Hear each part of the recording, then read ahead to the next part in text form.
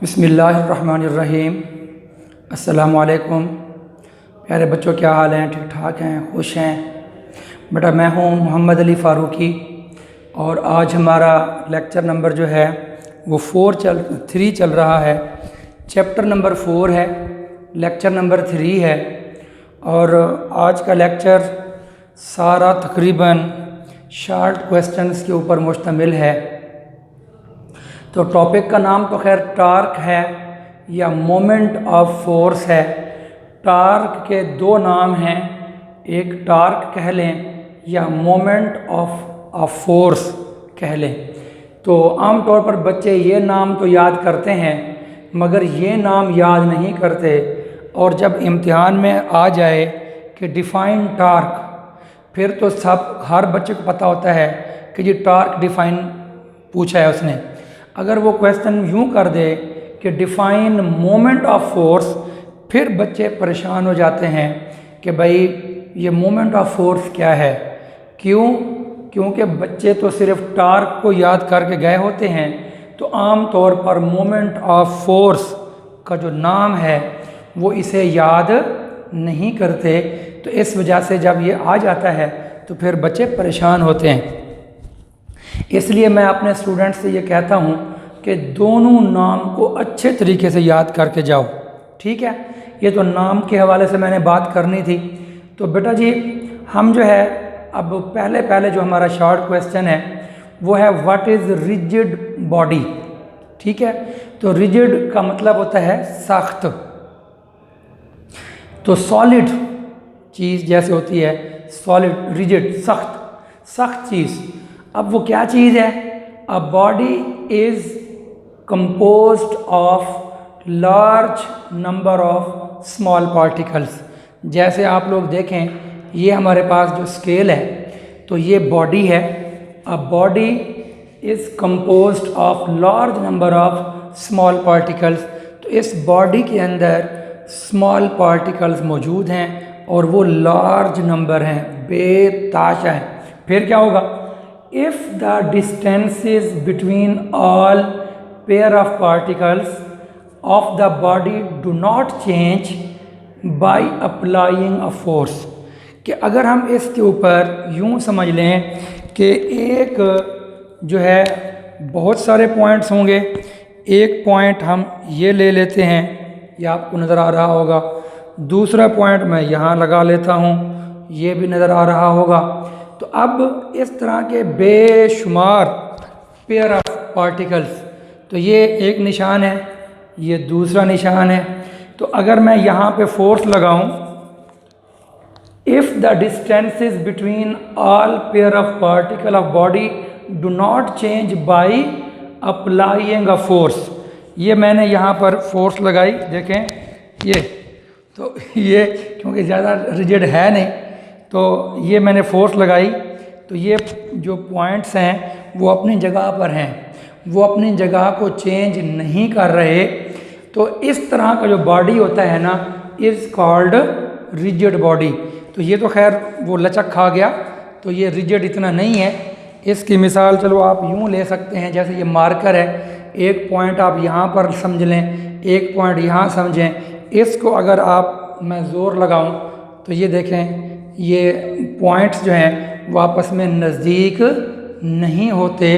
तो इसका मतलब है कि that body is called rigid body. तो इस तरह इसमें कोई चीज़ मुश्किल है नहीं। फिर अगला क्वेश्चन हमारे पास है डिफाइन एक्सिस ऑफ रोटेशन, ठीक है। ये पहले भी हम जो है वो चैप्टर नंबर 2 के अंदर पढ़ चुके हैं, जब हमारे पास रोटेटरी मोशन का टॉपिक था। तो एन इमेजिनरी लाइन, कि ये एक तसव्वुराती लाइन होती है around which a rigid body rotates, कि रिजिड बॉडी जो है वो रोटेट करता है। तो ये एक इमेजिनरी लाइन होती है। तो इमेजिनरी लाइन होती है जिसके ऊपर कोई बॉडी जो है वो रोटेट करता है, तो उस सीधी लाइन को हम कहते हैं कि ये क्या है बेटा? एक्सिस ऑफ रोटेशन है।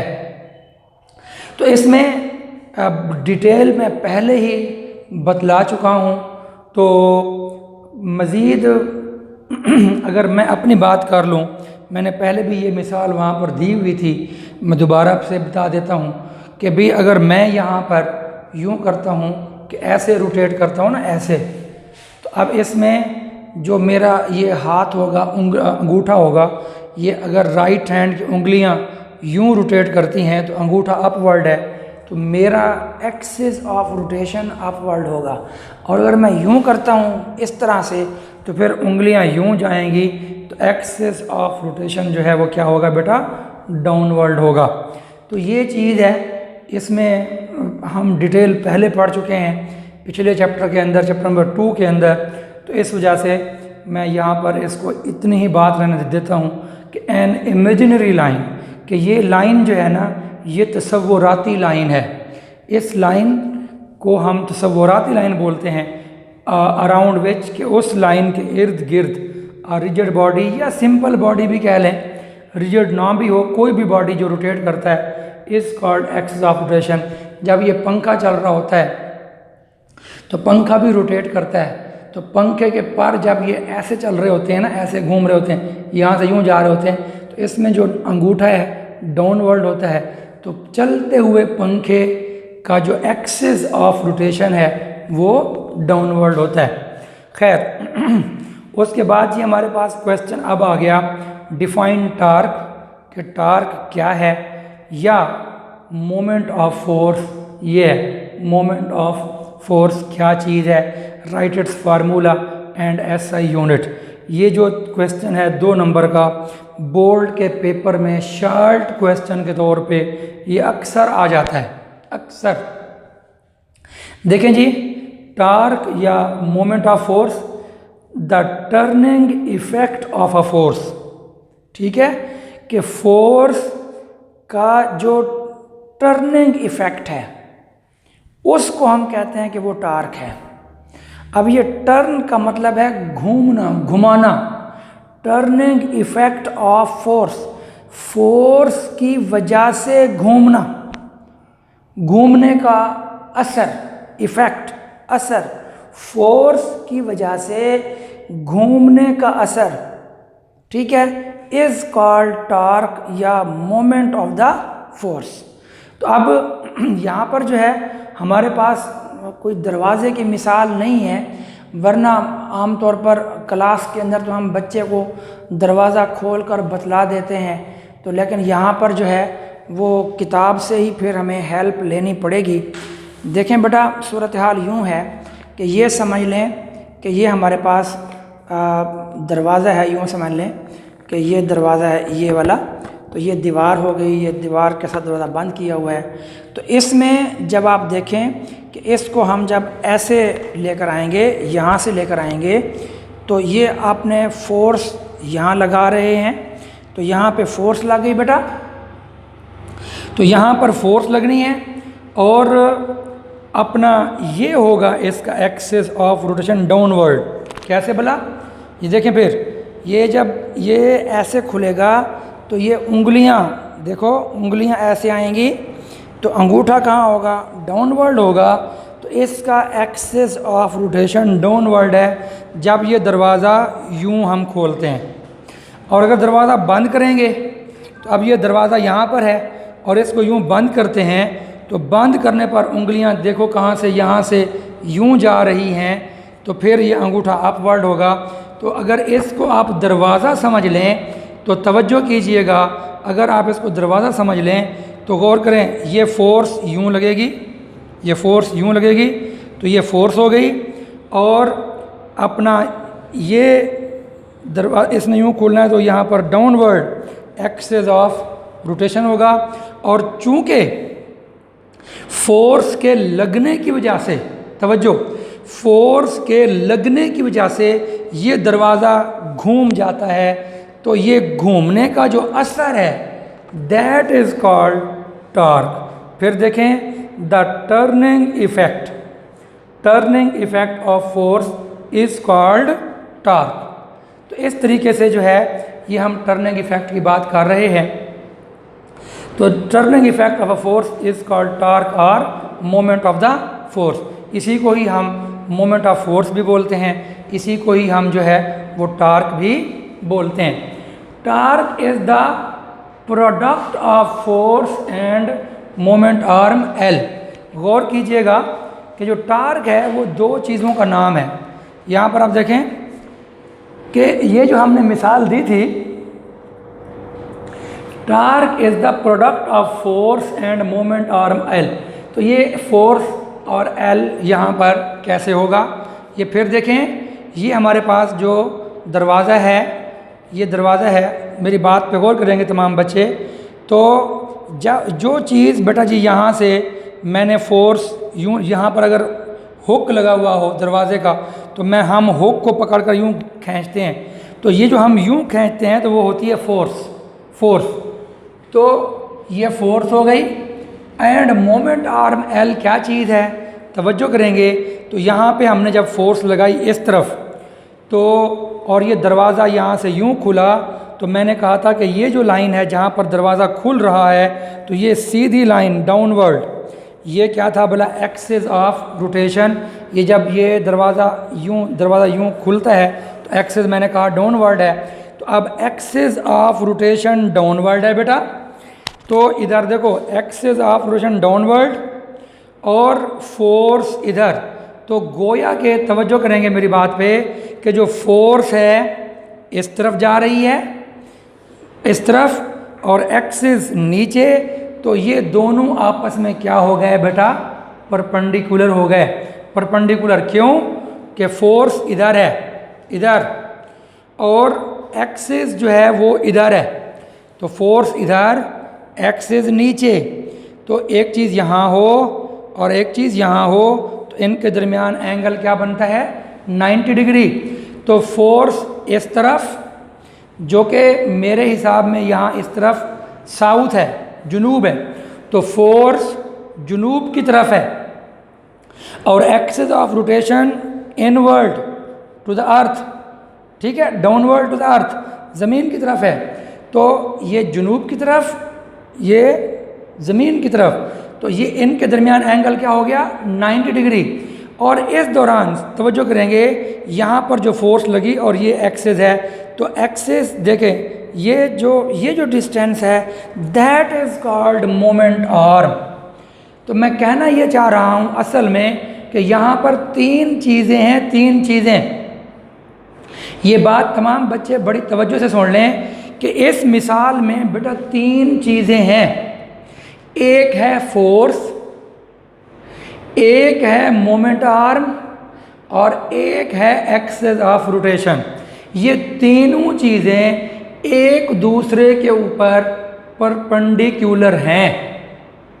अब ये बात बहुत सारे बच्चों को समझ नहीं आती, तो मैं उनको दोबारा से बतला रहा हूँ कि अब इसको समझने के लिए दोबारा मैं यहाँ से इससे हेल्प लूँगा। गौर कीजिएगा, ये समझ लो वही दरवाज़े का हिस्सा है, हमने शो कर लिया। तो यहाँ से यहाँ इस जगह पर हमने फोर्स लगानी है, तो फोर्स यहाँ लग गई, तो फोर्स, और ये मोमेंट आर्म है, ये मोमेंट आर्म है।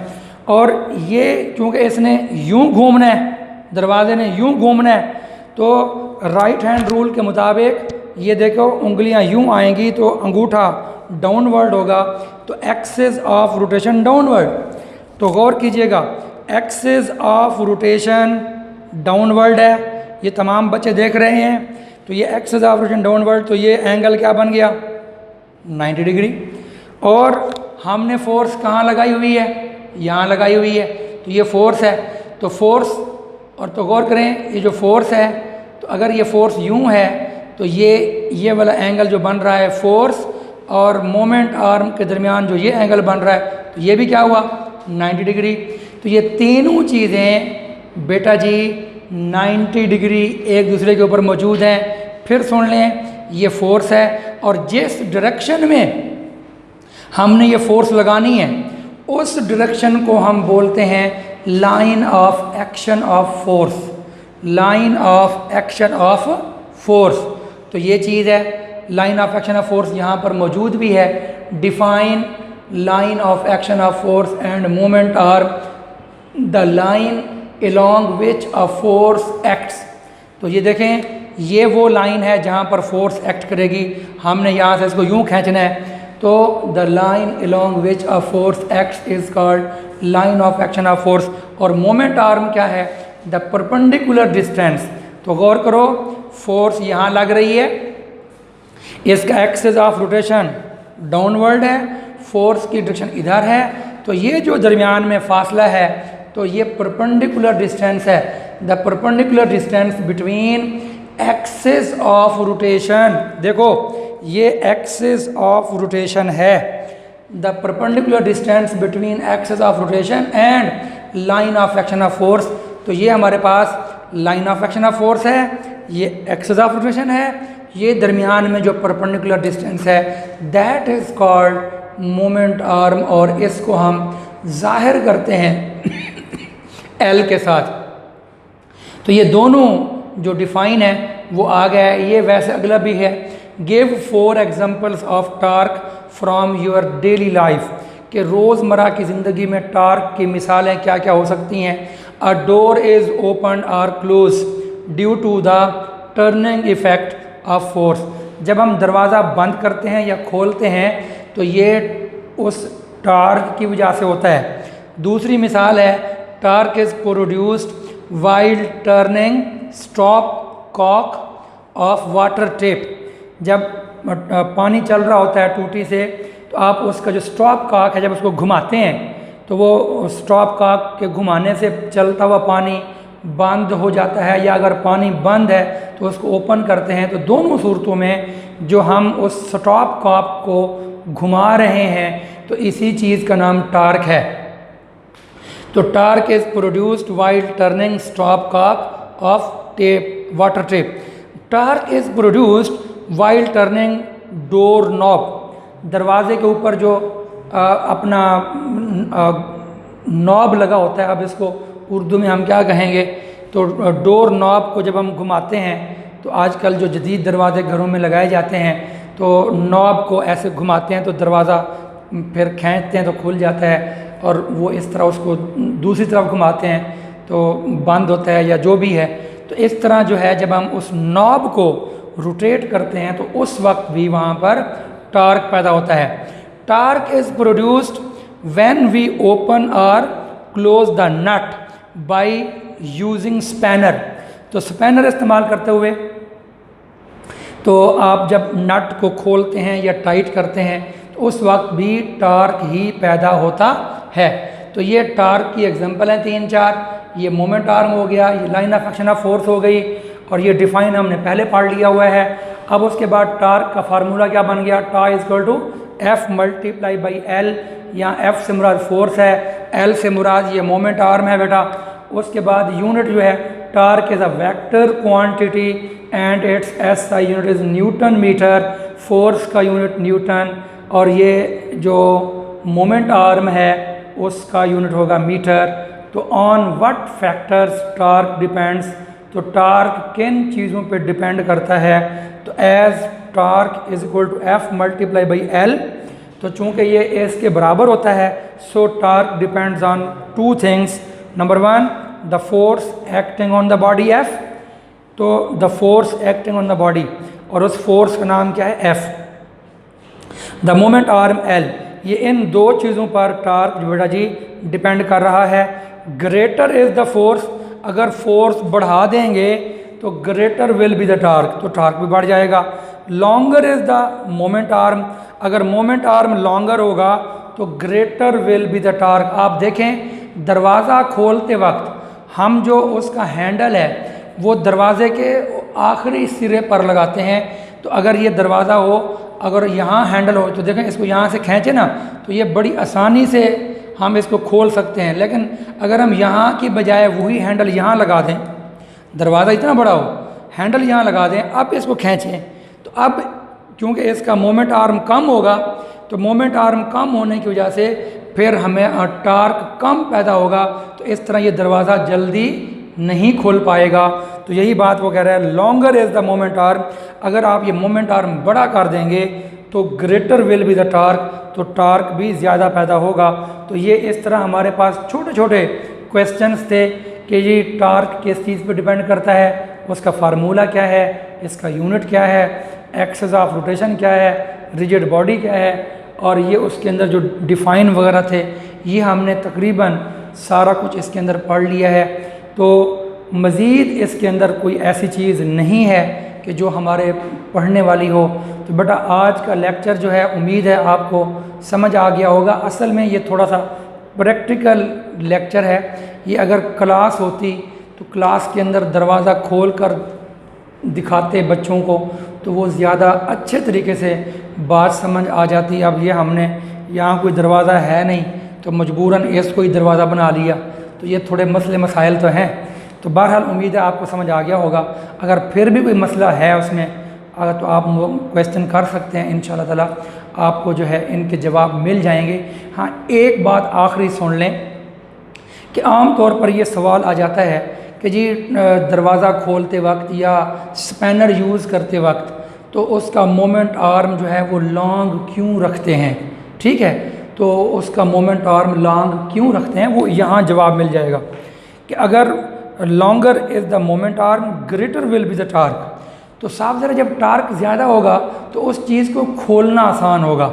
ठीक है, आप अगर मोमेंट आर्म कम कर देंगे तो दरवाज़ा खोलने में भी आपको मसाइल का सामना करना पड़ेगा।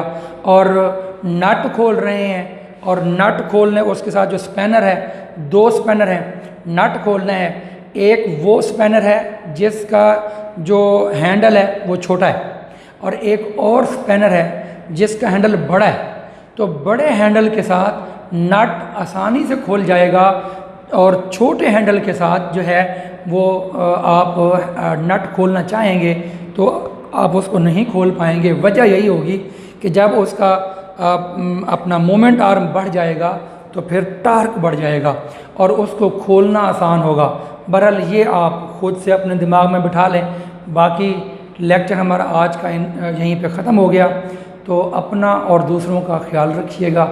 ठीक है, वालिदैन का अदब कीजिएगा। फ़ी अमानिल्लाह। अस्सलामु अलैकुम वरहमतुल्लाहि वबरकातुहू।